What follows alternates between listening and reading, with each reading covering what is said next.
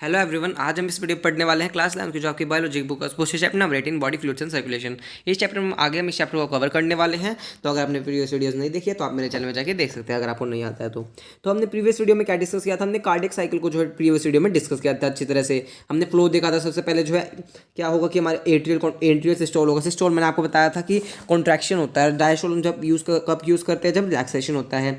सबसे पहले आएगा ब्लड, जो सबसे पहले राइट एट्रियम में आएगा, वहाँ पे ऐसे नोड होगा, एक्शन पोटेंशियल जनरेट होगा। फिर उसके बाद जो है क्या होगा, एट्रियल सिस्टोल होगा, मतलब एट्रिया जो है कॉन्ट्रैक्ट करेगा। उस टाइम पे क्या होगा, जो वेंट्रिकल्स होंगे, जो उस टाइम क्या होंगे, डायस्टोल वाली कंडीशन में होंगे। जो वेंट्रिकल्स होंगे वेंट्रिकुलर डायस्टोल होगा उस टाइम, क्योंकि वेंट्रिकल्स डायस्टोल वाली कंडीशन में, रिलैक्स वाली कंडीशन में है। फिर उसके बाद ब्लड क्या आ जाएगा, वेंट्रिकल्स में आ जाएगा। फिर यहाँ वेंट्रिकल सिस्टोल हो जाएगा और एट्रिया उस टाइम पे क्या हो जाएंगे, डायस्टोल वाली कंडीशन हो जाएगी।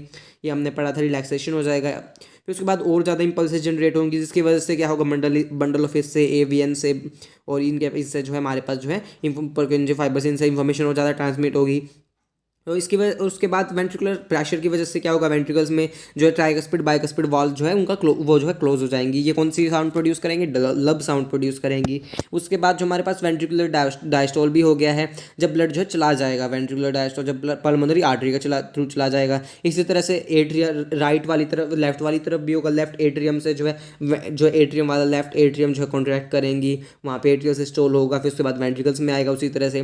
फिर वहाँ से जो है कहाँ चली जाएंगी, वो जो आयोटा के थ्रू चली जाएंगी, जिसकी वजह से क्या होगा, एसएल वाल्व जो है वो भी क्लोज हो जाएंगी। एसएलवी मतलब एसएल वाल्व जो है क्लोज हो जाएंगी। ये जो डब साउंड प्रोड्यूस करेगी, हमने पढ़ा था। तो ये सारी चीज़ें हमने पढ़ी थी। उसके बाद जॉइंट डायस्टोल, जब जो है ऑक्सीजनेशन के लिए ब्लड गया हुआ है और पूरी बॉडी में ब्लड गया हुआ है ट्रांसमिशन के लिए, वहाँ पे ऑक्सीजनेटेड ब्लड देने के लिए। तो इस टाइम क्या होगा, हमारे हाथ जो है सारे चारों चैम्बर जो है खाली है उस टाइम पे, तो वो होगा हमारे पास जॉइंट डायस्टोल होगा। रिलैक्स है उस टाइम जो है चारों चैम्बर्स हमारे जो है हार्ट के।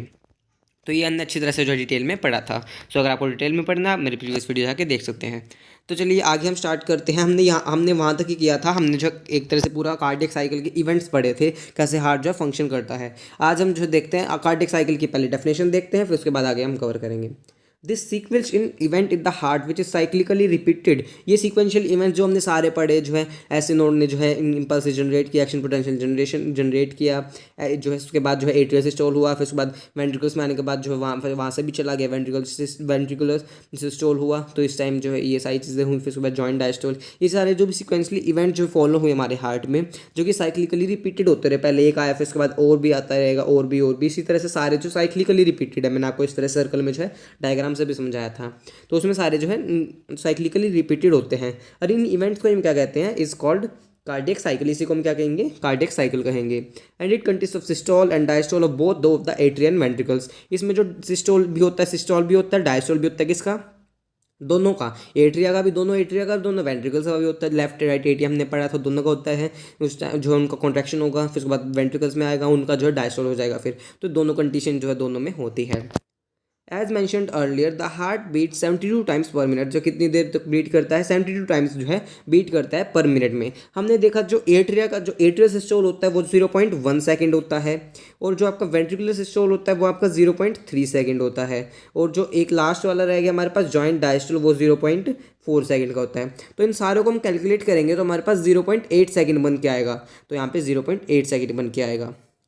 That many cardiac cycles are perform per minute. तो तो यहाँ पे हमारे 72 टाइम्स पर मिनट बीट करता है। तो इसका मतलब क्या हुआ कि कई सारे कार्डियक साइकिल जो हमारे परफॉर्म किए जाते हैं एक मिनट में, तभी तो हार्ट जो 72 टाइम्स जो है बीट कर रहा है। कि ये कार्डियक साइकिल एक कंप्लीट होगा, फिर अगला होगा, फिर कंप्लीट होगा, फिर अगला होगा।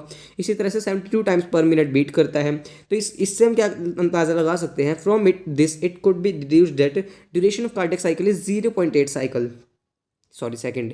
तो 0.8 सेकंड जो है होता है, जो कार्डियक साइकिल का ड्यूरेशन होता है 0.8 सेकंड। अब मैंने आपको ये बता दिया कि कैसे 0.8 हुआ। एट्रियल सिस्टोल का 0.1 सेकंड में होता है, वेंट्रिकुलर सिस्टोल 0.3 सेकंड में होता है, जॉइंट डायस्टोल 0.4 सेकंड में होता है, सेकंड तक होता है। तो ये सारी चीज़ें इनमें कैलकुलेट करेंगे, 0.8 सेकंड हमारे पास अप्रॉक्स जो है आ जाएगा। हमारे पास 0.8 सेकंड ही होता है approximately, 0.8 second. During a cardiac cycle की हम बात करें, यहाँ पे हमारे पास जो है दो टर्म्स आएंगी जो काफ़ी इंपॉर्टेंट है, stroke volume and cardiac output. Stroke volume and cardiac output ये काफ़ी इंपॉर्टेंट है, इनको जरूर अच्छे तरह से करना है। नीट में क्वेश्चन आते भी हैं इससे। और आए भी हुए हैं। ड्यूरिंग कार्डिक साइकिल की बात करें, each ventricle pump approximately 70 ml of blood. 70 ml of blood जो है हर एक वेंट्रिकल जो है अप्रॉक्सीमेटली ब्लड इतना जो है पंप कर देती है। इसी को हम क्या कहेंगे, स्ट्रोक वॉल्यूम। मतलब क्या होगी कि हमने कितनी अमाउंट ऑफ ब्लड कितना पंप किया ईच वेंट्रिकल्स में पर बीट में, उसी को हम क्या कहेंगे, जो है क्या कहेंगे हम, पर बीट में कितना किया, उसे हम क्या कहेंगे, स्ट्रोक वॉल्यूम कहेंगे, वेंट्रिकल्स ने कितना किया। और कार्डिक आउटपुट क्या हो जाएगा, जब स्ट्रोक वॉल्यूम का एसवी मतलब स्ट्रोक वॉल्यूम को हम जो है हार्ट रेट से मल्टीप्लाई कर देंगे, तो स्ट्रोक कार्डिक आउटपुट क्या हो गया, जो है वेंट्रिकल्स में कितना ब्लड पंप किया लेकिन कितनी देर में, पर मिनट में, पर मिनट। इसमें डिफरेंस काफ़ी माइनर सा है बट डिफरेंस है। स्ट्रोक वॉल्यूम में जब पर बीट की हम बात करेंगे, लेकिन हम जो है इसमें पर मिनट की बात करेंगे किसमें, कार्डिक आउटपुट में।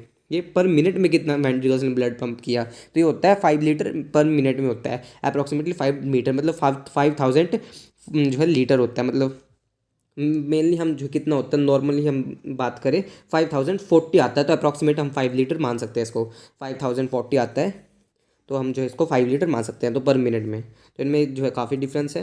तो ईच वेंट्रिकल्स पर अप्रॉक्सीमेटली 70 ml ऑफ ब्लड, इसको कहेंगे stroke volume.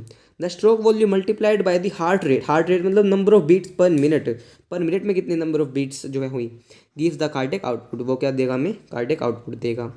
Therefore the cardiac output can be defined as, को कैसे डिफाइन कर सकते हैं, the volume of blood pumped by each ventricles per minute. जो पर मिनट में कितना जो है वॉल्यूम जो है वेंट्रिकल्स जो है पंप करेंगी, जो है ब्लड को पंप करेंगी, कितनी वॉल्यूम जो है ब्लड को पंप करेंगी वेंट्रिकल्स पर मिनट में, पर मिनट वो पर बीट था और ये पर मिनट है, तो इसमें काफ़ी डिफरेंस है। And average is 5 ml of 5 litre in healthy individual. तो हेल्दी इंडिविजुअल में कितना होता है, 5 लीटर होता है ये हेल्दी इंडिविजुअल में। उसके बाद आगे देखते हैं, तो ये जो है काफ़ी इंपॉर्टेंट है, इसको याद रखना है कितना होता है ये। तो एज इट इज से जो है क्वेश्चन बन के आ सकता है कितना होता है। The body has the ability to alter the stroke volume as well as the heart rate and thereby cardiac output। तो बॉडी की एबिलिटी है कि वो जो स्ट्रोक वॉल्यूम को बढ़ा सकता है फिर घटा भी सकता है, और इसी तरह से हार्ट बीट को भी बढ़ा सकता है या फिर घटा सकता है, और कार्डिक आउटपुट को भी। तो इन चीज़ों को जो है बढ़ा सकता है और घटा सकता है। अगर मान लीजिए स्ट्रोक वॉल्यूम बढ़ेगा घटेगा तो इस पर भी असर पड़ेगा कार्डिक आउटपुट पे, तो इस तरह से जो है कर सकते हैं हमारी बॉडी। एग्जाम्पल्स के तौर पर हम देखें, cardiac output of an athlete will be much higher than that of ordinary man. तो जो कार्डिक जो एथलीट्स होते हैं, जो खेलते हैं ज़्यादातर, जो खेल में भाग लेते हैं एथलीट्स होते हैं जो बड़े बड़े, वो उनका क्या होता है, काफ़ी हाईयर होता है जो है ऑर्डिनरी मैम नॉर्मल पर्सन की बात करें तो उनसे क्या है काफ़ी हाई होता है उनकी कार्डिक आउटपुट, क्योंकि वो भागते हैं, दौड़ भी लगाते हैं, तो उन्हें काफ़ी ऑक्सीजन की ज़रूरत होगी, तो इस वजह से उनमें जो है ज़्यादा होता है स्ट्रोक कार्डिक आउटपुट की हम बात करें तो स्ट्रोक वॉल्यूम ज़्यादा होगा, कार्डिक आउटपुट ज़्यादा होगा, तो ज़्यादा का हमारी बॉडी जो है मेंटेन कर सकती है इसको। During each cardiac cycle 2 prominent sound, ये मैंने आपको प्रीवियस वीडियो में बताई थी कैसे आती हैं कब आती हैं, तो हमने उस टाइम ही मैंने आपको बताई थी। ईच कार्डिक साइकिल की हम बात करें, 2 हमारे पास प्रोमिनेंट साउंड आती हैं, लब डब हमारे पास साउंड आती है यहाँ पे। 2 prominent sounds are produced which can be easily heard through stethoscope के थ्रू, जो हम इनको इजिली जो है सुन सकते हैं। हम दोनों साउंड को हम अपने दिल पे हाथ रखते हैं, हार्ट पे हाथ रखते हैं, तो हमें भी सुनाई देती है। तो वे दोनों आवाज़ जो है यही होती है। द फर्स्ट हार्ट साउंड, पहली हार्ट साउंड कौन सी होती है, लब होती है, जिसे हम कहते हैं lub. Is associated with the closure of tricuspid and bicuspid valves. जब ट्राइकस्पिड और बाइकस्पिड वॉल का जो है क्लोजर हो जाता है, वो बंद हो जाती है, तब ये लब साउंड जो है प्रोड्यूस होंगी। तो आप देखते हैं कि 2 साउंड हमारे पास प्रोड्यूस होती हैं, तो 2 साउंड होती है lub sound. Whereas second heart sound कब होती है, डब, जिसे हम कहते हैं, तो लब डब हो गया, लब डब। धक धक होता है हमारे दिल में, धक धक हो गया, उसको मेनली हम बायो की लैंग्वेज में क्या कहेंगे, lub dub.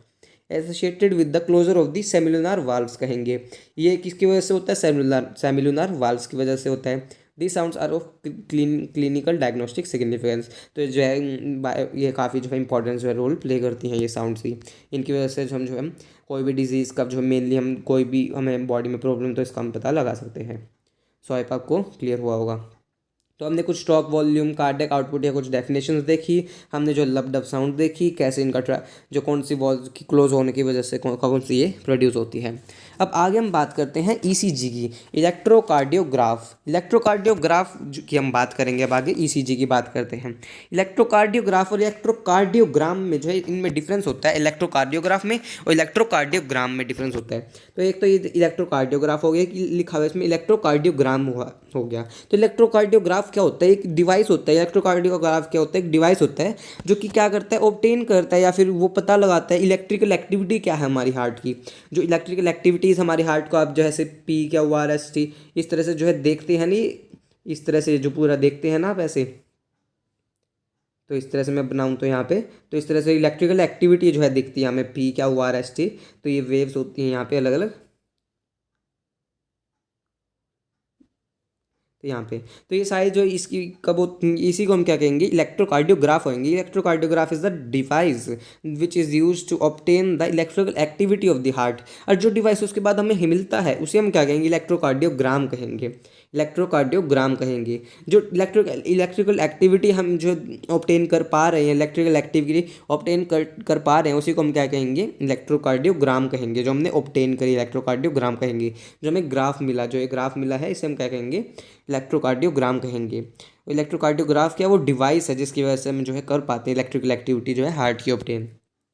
You are probably familiar with this scene from a typical hospital television show. तो आप ये जो देखा भी हो आपने कहीं ना कहीं, आप हॉस्पिटल में जाके देखा भी होगा, या फिर a patient is hooked up to a monitoring machine that shows voltage traces on the screen make the sound. जो यहाँ पे मशीन एक दिखती है, उस पर पी का जो वेव्स अलग अलग हमें दिखाई देती हैं और एक साउंड बनाती है, वो पिप पिप पिप पी इस तरह से जो है साउंड होती है। As the patient goes in to cardiac arrest में जो है पेशेंट चला जाता है, उस टाइम पे हमें जो है ये साउंड जो है सुनाई देती है। कौन कब, जब कार्डियक अरेस्ट में जो है चला जाता है पेशेंट। कार्डियक अरेस्ट मतलब क्या होता है, जब हार्ट जो है पंपिंग बीट करना जो है बंद कर देता है, हार्ट बीटिंग जो है हमारी बंद हो जाती है, तब उसको हम कहते हैं कार्डियक अरेस्ट जो है कहते हैं। तो एकदम से पिप पिप ऐसे तो करती रहती है, जब कार्डियक अरेस्ट आ जाता है तो इसका मतलब डेड हो गया इंसान। तो कार्डियक अरेस्ट आता है तो पी एकदम से आवाज आएगी, बंद हो गया, वो जो है इलेक्ट्रिकल एक्टिविटी जो है बंद हो गई है, जो स्ट्रेट लाइन हो गई ऐसे। This type of machine electrocardio, इस मशीन को क्या कहेंगे, इलेक्ट्रोकार्डियोग्राफ कहेंगे। Is use to obtain electrocardiogram. तो इलेक्ट्रोकार्डियोग्राम को जो है इलेक्ट्रोकार्डियोग्राम, इसी को हम क्या कहेंगे, ईसीजी कहेंगे। तो इसको ऑब्टेन, इससे जो है हमें ऑब्टेन करने में हेल्प होती है। ECG is a graphical representation of electrical activity of the heart during cardiac cycle। ECG क्या एक ग्राफिकल रिप्रेजेंटेशन होती है इलेक्ट्रिकल एक्टिविटी की हमारे हार्ट की, जब कार्डियक साइकिल के दौरान जो हमारे हार्ट में जो इलेक्ट्रिकल एक्टिविटीज़ होती है, तो उसी को हम क्या कहेंगे, ECG कहेंगे। टू ऑब्टेन स्टैंडर्ड ECG, अब स्टैंडर्ड ECG की हम बात करेंगे। स्टैंडर्ड क्यों कहा, क्योंकि यहाँ पे अलग अलग डिजीज़ भी होती हैं यहाँ पे इससे रिलेटेड, तो डिजीज़ की हम यहाँ पे कोई बात ही नहीं करेंगे। तो हम सिर्फ नॉर्मल जो है स्टैंडर्ड ECG की बात करेंगे, जिसमें हम जो सबकी जो है दिखती है, नॉर्मल पर्सनस की जो है दिखती है, तो वो होती है ये वाली होती है। इसको ये जो याद रखना आपको काफ़ी इंपॉर्टेंट है ये। तो PQRST जो ये आपने देखी भी होगी, PQRST। तो इस तरह से पूरी होती है ये पी वेव होती है, ये क्यू, ये आर, और ये एस, और ये टी वेव होती है। अब इनके बारे में देखते हैं कि पी क्या हुआ, एस टी क्या है, क्या वेव है, कैसे जो है इनका हमें पता चलता है, इसे देखने से क्या हमें पता चलता है, इसके बारे में देखते हैं। Patient is connected to the machine with 3 electrical leads के साथ हमें जो है पेशेंट को जो है कनेक्ट किया जाता है मशीन में जो है 3 इलेक्ट्रिकल जो है लीड्स के साथ। एक कहाँ पे अटैच करती है, 1 टू ईच रिस्ट, दोनों हाथ जो है हाथ पे यहाँ पे जो है रिस्ट, हाथ के रिस्ट पे जो है यहाँ पे जो है की जाती है। एक जो है दोनों तरफ होती है यहाँ पे, और जो आपकी एक होती है लेफ्ट एंकल की तरफ पे जो है करी जाती है आपकी attach. That continuously monitor to the heart activity को जो है मॉनिटर करता रहता है ये। For a detailed evaluation of heart function multiple leads are attach to the chest region. अब मतलब मान लीजिए हम थोड़ी और ज़्यादा डिटेल में हार्ट की फंक्शनिंग चाहिए, कोई थोड़ी ज़्यादा प्रॉब्लम हो गई पेशेंट को तो हमें और ज़्यादा डिटेल में चाहिए, तो उसके लिए क्या करते हैं, मल्टीपल लीड्स लगा देते हैं, जो है चेस्ट रीजन में भी कई सारी हम जो है लगा देते हैं जो थोड़ी ज़्यादा प्रॉब्लम होती है। We will only talk about the standard ECG की, मैंने आपको बताया अभी, इसकी सिर्फ बात करें हम, स्टैंडर्ड ECG की हम सिर्फ बात करेंगे यहाँ पे। Each peak in the ECG is identified with the letter from P to T तक हम जो है इसकी बात करेंगे, PQRST। इस हर एक जो पीक होगा इसमें जो ऐसे जो है पीक है, इसमें जो पीक है ये सारे, तो इनमें जो सिर्फ इनकी बात करेंगे हम, PQRST इनकी बात करेंगे। That corresponds to the specific electrical activity of the heart. तो इनका मतलब क्या है, ये हमें क्या बताएंगी, इलेक्ट्रिकल एक्टिविटी बताएंगी हार्ट की। PQRST वेव जो है एक तरह से एक्टिविटी बताएंगी। तो यहाँ स्टार्ट करने से पहले जो है दो टर्म्स बता देता हूँ। इन जो टर्म्स मैंने आपको बताने जा रहा हूँ, एक होता है डीपोलराइजेशन, एक होता है रीपोलराइजेशन। इन दोनों टर्म्स को चैप्टर नंबर 21 में जो डिटेल में पढ़ेंगे, हम सिर्फ जो है थोड़ा सा यहाँ पे पर देख लेते हैं, क्योंकि आपको ना भी पता हो और वैसे भी आपने 10th में ना पढ़ रखा हो, ये वाला टॉपिक क्या आपका कटा हुआ आपका। तो हमें देख लेते हैं डीपोलराइजेशन और रीपोलराइजेशन क्या होता है। डिटेल में चैप्टर नंबर 21 में हम पढ़ेंगे इसके बारे में। तो मान लीजिए सेल मेम्ब्रेन है यहाँ पे, ये सेल मेम्ब्रेन जो है एक तरह से हार्ट मसल की सेल मेम्ब्रेन, जो हार्ट मसल उसकी सेल मेम्ब्रेन है, तो वहाँ पे हो रहा है। यहाँ पे बाहर जो है पॉजिटिव चार्ज होता है, यहाँ पे बाहर जो है पॉजिटिव चार्ज है और अंदर की तरफ क्या है, यहाँ पे नेगेटिव चार्ज है। तो इस तरफ जो है नेगेटिव चार्ज है। अब ये जो है नॉर्मल ही है, यहाँ पे नॉर्मली ही यहाँ पे हमें दिखाई दे रहा है हार्ट मसल्स में, बाहर जो है पॉजिटिव की तरफ है, अंदर नेगेटिव की तरफ है। तो यहाँ पे जो है मान लीजिए ये है पॉजिटिव है बाहर और अंदर जो है नेगेटिव है, नॉर्मल हमें दिखाई दे रहा है। अब यहाँ पे क्या होगा, कॉन्ट्रैक्शन होगा, सी मतलब कॉन्ट्रैक्शन होगा, यहाँ पे कॉन्ट्रैक्शन होगा, चार्जेस क्या होंगे यहाँ पे बदल जाएंगे, चेंजेस हो जाएंगे। जो पॉजिटिव बाहर थे वो अंदर चले जाएंगे, यहाँ पे अंदर चले जाएंगे, और जो नेगेटिव अंदर थे वो बाहर चले जाएंगे। तो यहाँ पे क्या हुआ, हमारे पास डीपोलराइज हो गया, डीपोलराइजेशन हो गया। जो आपकी यहाँ पे जो चार्जेस है वो डीपोलराइज हो गए, यहाँ पे जो पॉजिटिव था वो अंदर चला गया और नेगेटिव था वो बाहर चला गया यहाँ पे। तो ये डिटेल में आगे पढ़ेंगे, इसके बारे में थोड़ा सा आप जान लीजिए, सिर्फ इतना ही। उसके बाद यहाँ पे जब रिलैक्सेशन होगा, रिलैक्स होंगी मसल्स, तो वापस से हमारे पास क्या होगा, यहाँ पे मेम्ब्रेन हो गई, नेगेटिव वापस से अंदर आ जाएगा और पॉजिटिव जो है बाहर चला जाएगा चार्ज। तो उसके बारे में आगे पढ़ेंगे, तो आपको सिर्फ इतना याद रखना है। कॉन्ट्रैक्शन कब होगा, कॉन्ट्रैक्शन जो है उसके बाद जो है यहाँ पे पॉजिटिव से अंदर चला जाएगा, डीपोलराइजेशन हो जाएगी, हम कहेंगे डीपोलराइजेशन, इसको डीपोलराइजेशन। और वापस से चार्ज वही वैसे ही नॉर्मल पोजीशन पे आ गया, हम कहेंगे रीपोलराइजेशन, कहेंगे रीपोलराइजेशन हो गया। डीपोलराइजेशन और रीपोलराइजेशन वापस से आ गया। तो डीपोलराइजेशन क्या कराता है हमारे पास, जो डीपोलराइजेशन होता है वो हमारे पास क्या कराता है, सिस्टोल कराता है। डीपोलराइजेशन हमारे पास क्या कराता है, सिस्टोल कराता है। तो ये डीपोलराइजेशन सिस्टोल कराता है, और रीपोलराइजेशन क्या कराता है हमारे पास, डायस्टोल कराता है। डीपोलराइजेशन और डायस्टोल जो है कराता है यहाँ पे। ये जो आपकी PQRST होती है ना वेव्स, तो ये होती है ना, ये हम ये नहीं कहते कि जो P वेव होती है वो क्या करती है, एट्रिया का डीपोलराइजेशन करती है। डीपोलराइजेशन होने के बाद डीपोलराइजेशन सिस्टोल कराता है। ये नहीं कि आपके सीधा जो है यहाँ पे एक्साइटेशन हो जाएगा, एट्रिया का लिखा हुआ है, यहाँ पे जो है डीपोलराइजेशन होने के बाद जो डीपोलराइजेशन क्या करेगा, सिस्टोल कराएगा। तो P wave represents the electrical excitation और डीपोलराइजेशन। एक्साइटेशन होगा, एक्साइटेशन के बाद जो पॉजिटिव चार्ज है वो अंदर आ जाएगा और नेगेटिव चार्ज बाहर चला जाएगा। तो यहाँ पे डीपोलराइजेशन हो गया ऑफ द एट्रिया, किसका, एट्रिया का होगा। जो एट्रिया है, दोनों लेफ्ट और राइट एट्रिया हैं, यहाँ पे क्या होगा, डीपोलराइजेशन होगा एट्रिया का। ये जिसकी वजह से क्या होगा, यहाँ पे ये नहीं है कि पी वेव क्या रिप्रेजेंट कर रहा है, कॉन्ट्रैक्शन कर रहा है वो दोनों एट्रिया का। सिर्फ ये नहीं लिखेंगे कि which leads to the contraction of the both atria, सिर्फ ये नहीं लिखेंगे यहाँ पे हमारे पास कॉन्ट्रैक्शन हो रहा है एट्रिया का, जिसकी वजह से आगे जो है वेंट्रिकल्स में ब्लड जाएगा, सिर्फ ये नहीं लिखेंगे। यहाँ पे जो डीपोलराइजेशन होगा एट्रिया का, जिसकी वजह से यहाँ पे जो है कॉन्ट्रैक्शन होगा दोनों एट्रिया का, तो इसमें डिफरेंस है, इसकी वजह से होगा डीपोलराइजेशन। अगर मान लीजिए डीपोलराइजेशन नहीं हुआ तो हमारे पास जो है आगे जो है एट्रिया का डीपोलराइजेशन नहीं हो पाएगा, जिसकी वजह से यहाँ पे प्रॉब्लम हो जाएगी। तो हम लिखेंगे जो पी वेव होती है वो क्या रिप्रेजेंट करती है, डीपोलराइजेशन ऑफ एट्रिया, जिसकी वजह से क्या होगा, कॉन्ट्रैक्शन होगा दोनों एट्रिया का, जिसकी वजह से आगे जो है वेंट्रिकल्स में ब्लड जाएगा। ये हमने पी वेव की बात करी। अच्छा, क्यू आर एस तीनों एक साथ जो है, तीनों का मतलब मिला के हम कहेंगे जो क्यू आर एस कॉम्प्लेक्स होता है, represents the depolarization of ventricles. इसमें क्या होगा, डीपोलराइजेशन होगा वेंट्रिकल्स का, जिसकी वजह से क्या होगा, विच इनिशिएट्स द वेंट्रिकुलर कॉन्ट्रैक्शन। उसमें क्या हुआ था, एट्रियल कॉन्ट्रैक्शन। इस वाले में क्या हुआ था, एट्रियल कॉन्ट्रैक्शन हुआ था, एट्रिया का डीपोलराइजेशन हुआ था, जिसकी वजह से कॉन्ट्रैक्शन हुआ था एट्रिया का। और क्यूआरएस में क्या होता है, क्यूआरएस कॉम्प्लेक्स में क्या होता है, डीपोलराइजेशन होता है वेंट्रिकल्स का, जिसकी वजह से क्या होगा, यहाँ पे वेंट्रिकुलर कॉन्ट्रैक्शन होगा। पहले एट्रिया कॉन्ट्रैक्ट करी, वेंट्रिकल्स में आया, वेंट्रिकल्स के बाद वेंट्रिकल, उसमें आने के बाद वेंट्रिकल कॉन्ट्रैक्ट करेंगे, फिर बाहर चला जाएगा blood. The contraction start shortly after Q. जो कॉन्ट्रैक्शन होता है वो सिस्टोल होता है, जो मेनली कहाँ से स्टार्ट होता है, जो है क्यू के बाद जो है स्टार्ट हो जाता है हमारे पास। पी में क्या होता है, एट्रिया का कॉन्ट्रैक्शन होता है। और जब क्यू होता है, जब क्यू पी के बाद क्यू आर एस कॉम्प्लेक्स आता है, तो पी पे आते ही उसके बाद यहाँ पे क्या हो जाएगा, हमारे पास कॉन्ट्रैक्शन जो है स्टार्ट हो जाएगा, सिस्टोल वाली फेज स्टार्ट हो जाएगी। And marks the beginning of systole. देखिए यहाँ पे ये लिखा हुआ है कि ये जो है बिगनिंग स्टार्ट हो जाएगी, यहाँ पे सिस्टोल की जो है बिगनिंग स्टार्ट हो जाएगी, मतलब कॉन्ट्रैक्शन की। उसके बाद हम आगे बात करें तो हमने किसकी बात करी, पी की बात करी, पी वेव की। क्या हुआ, आर एस कॉम्प्लेक्स की बात करी। अब इसमें लास्ट एक और बच गया हमारे पास, टी वेव की बात करते हैं। अब इसका मतलब क्या है, हमने डीपोलराइजेशन तो दोनों तरफ यूज़ कर लिया हमने, जिसका एट्रिया का भी हो गया, वेंट्रिकल्स का भी हो गया, जिसकी वजह से एट्रियल कॉन्ट्रैक्शन, वेंट्रिकुलर कॉन्ट्रैक्शन हो गया। और ये जो काफ़ी इंपॉर्टेंट पॉइंट है, कॉन्ट्रैक्शन जो है कहाँ पे स्टार्ट होता है, क्यू के बाद। वैसे ऑब्वियसली सेंस तो बनी रही है, समझने अगर आपको समझ आ गया तो आप रिलेट कर पा रहे होंगे, ये सेंस तो बनती है। और इसकी वजह से क्या होगा, सिस्टोल की बिगनिंग होगी। अब यहाँ पे जो आगे बात करते हैं, T wave represent the return of the ventricles from excited to normal. जो एक्साइटेड से नॉर्मल आ जाएंगी वेंट्रिकल्स, मतलब क्या हो जाएगा, रीपोलराइजेशन हो जाएगा, रीपोलराइजेशन यहाँ पे हो जाएगा। The end of T wave marks the end of T wave marks क्या करेगी, एंड ऑफ सिस्टोल। तो यहाँ पे सिस्टोल का एंड हो गया है।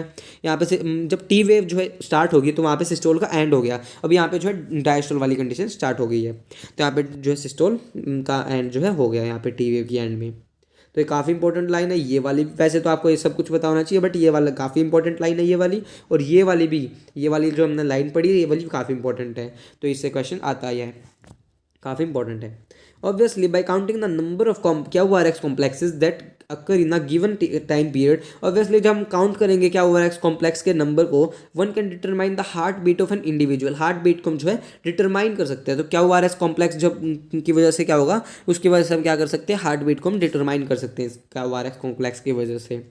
सिंस ECGs, ये भी काफ़ी इंपॉर्टेंट लाइन है, ECGs obtained from the different individuals have roughly the same shape for a given lead configuration. Any deviation from this shape indicates the person abnormality or disease. Hence, it is of great clinical significance. तो इसमें क्या कहा गया है कि कोई भी मान लीजिए पी क्या हुआ, इस वेव में कोई भी जो है प्रॉब्लम होगी, तो यहाँ पे कोई भी वेव ऊपर नीचे होगी तो हमारे पास जो है यहाँ पे डिजीज़ का जो है हमारे पास जो है अंदाज़ा होगा कि हाँ, हमें पता चल जाएगा हाँ भाई इसमें कोई गड़बड़ी है, तो मतलब डिजीज़ हमारे यहाँ पे कोई भी प्रॉब्लम चल रही है हमारे हार्ट में।